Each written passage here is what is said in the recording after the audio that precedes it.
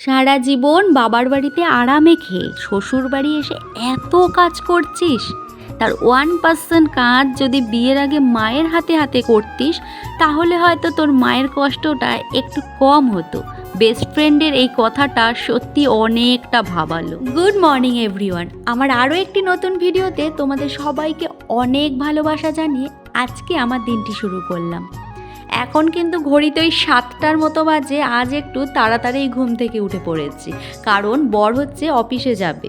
আমি একটু ঘুম থেকে দেরি করেই উঠি, কারণ খুব সকালে ঘুম থেকে উঠলে না আমার কেমন সারাদিন ঘুম ঘুম পায়। কেন হয় বুঝি না বিষয়টা। ছোটোবেলা থেকেই না আমি ঘুমোতে খুব ভালোবাসি, সেই নিয়ে মানুষজনের অনেক কথাও শুনেছি জীবনে।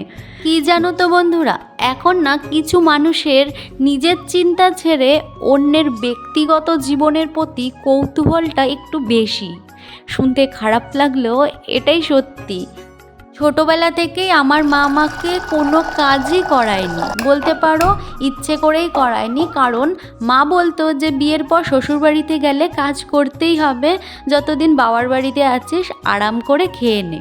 আজ যেহেতু সকালবেলা ঘুম থেকে উঠে পড়েছি, ভাবলাম বাবা মায়ের জন্য কিছু রান্না করে নিয়ে যাব, তাহলে মায়ের হয়তো একটু কাজটা কম হবে। সকালে সমস্ত বাসি কাজকর্ম সেরে বরকে একটু ম্যাগি বানিয়ে দিলাম, এখন ওকে জামাটা ইস্ত্রি করে দিচ্ছি। আজকে কিন্তু অফিসে যদিও পাঞ্জাবি পরে যেতে হবে, এত দূরের রাস্তা তো, তাই বললাম শার্টটা পরেই যাও। একটা মেয়ের বিয়ের আগে আর বিয়ের পরের জীবন একটা আকাশ আর পাতাল পার্থক্য থাকে।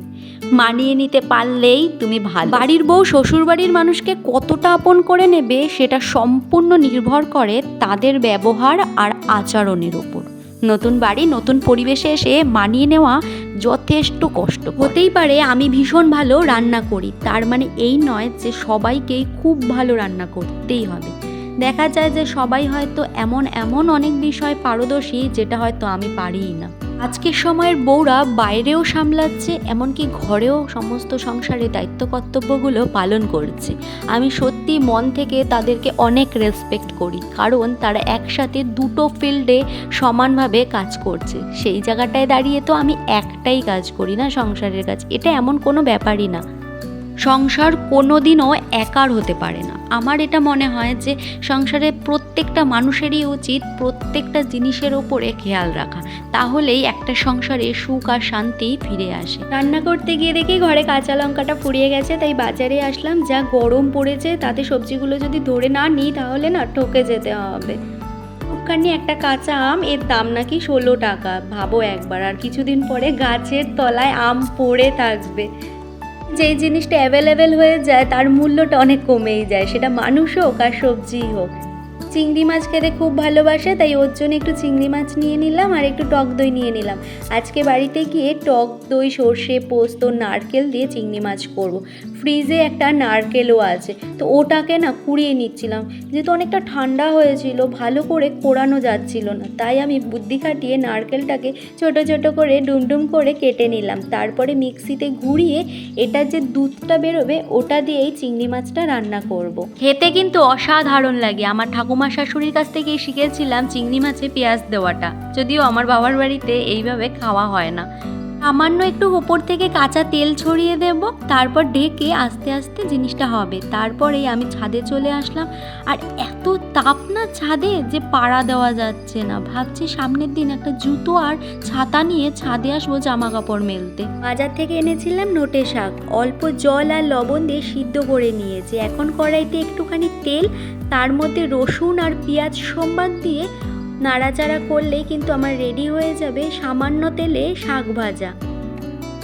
সকাল থেকে সব কাজগুলো কত তাড়াতাড়ি করে করার চেষ্টা করলাম, তারপরেও দেখো এখন কিন্তু দুপুর গড়িয়ে গেছে। এই এখন যাচ্ছি আমার বাবার বাড়িতে। আমি একটু ধীরজ, আমি না অত তাড়াতাড়ি সব কাজগুলো করতে পারি না। তোমরা যেগুলো দেখলে সেগুলো কিন্তু ফাস্ট মুড করে দিয়েছি এডিটিং করে। এডিটিংয়ের মতন যদি কাজগুলো করতে পারতাম তাহলে তো মনে হয় আমার সমস্ত কাজ 10 মিনিটও লাগতো না করতে। তোমাদের সাথে একটু শেয়ার করি আমি কোথাও যাওয়ার সময় ব্যাগের ভেতরে কী কী জিনিস ক্যারি করি।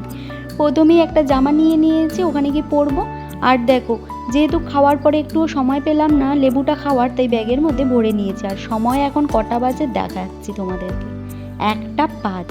বুঝতে পারছো তো, সেই সকাল 7টার থেকে এখন 1টা বেজে গেছে আমার এই কটা কাজ করতে। তাহলেই বোঝো তোমরা যে আমি কতটা ধীরজ আর কি। তোমাদের সাথে গল্প করতে করতে আমি কিন্তু আমার বাবার বাড়িতে চলেই আসলাম। এখানে এসে দেখি যে বাবা কার সাথে ফোনে কথা বলছে আর মা শুয়ে আছে, কারণ মার শরীরটা খুব খারাপ। তাই আমি তাড়াতাড়ি করে একটু কড়াইতে তেল দিয়ে বেগুন ভাজা বসিয়ে দিয়েছি আর এপাশে ভাতটা বসিয়ে দিলাম। আমার বাবার বাড়িতে তো সবাই একটু তাড়াতাড়ি করেই খাওয়া দাওয়াটা করে, এই জন্য সন্তান হিসাবে বাবা মার জন্য যে এইটুকু করতে পারছি এটাই আমার কাছে অনেক আনন্দের বিষয়। আর ছোটোবেলা থেকে আমার আনন্দের বিষয়, আমাকে সুখে রাখার জন্য যারা এত কষ্ট করেছে, এত স্যাক্রিফাইস করেছে, তাদের জন্য তো এইগুলো কিছুই না বলতে পারো। ভগবানের কাছে একটাই জিনিস চাই, পৃথিবীর সকল বাবা মাকে যেন ভালো রাখে, সুস্থ রাখে। বিশ্বাস করো এখন আর সেই হিসাব রাখি না যে আমার জন্য কে কতটা কি করতে পারলো, শুধু এটাই ভাবি যে আমি তাদের জন্য কি করতে পারছি, সেটাই আমার কাছে অনেক বড় বিষয়। কথায় আছে যে রাধে সে চুলও বাঁধে, তবে আমি এসেছি আজকে চুল কাটতে। আসলে এত গরম পড়েছে আর আমার চুলগুলো না খুব নষ্ট হয়ে গেছে যত্নের অভাবে, তাই ভাবলাম ছোট করে চুলটা কেটেই ফেলি। এসছি আমার এক বান্ধবীর দোকানে, ওর পার্লারটা এই পুজোর সময় ওপেনিং হয়েছিল। Happy birthday.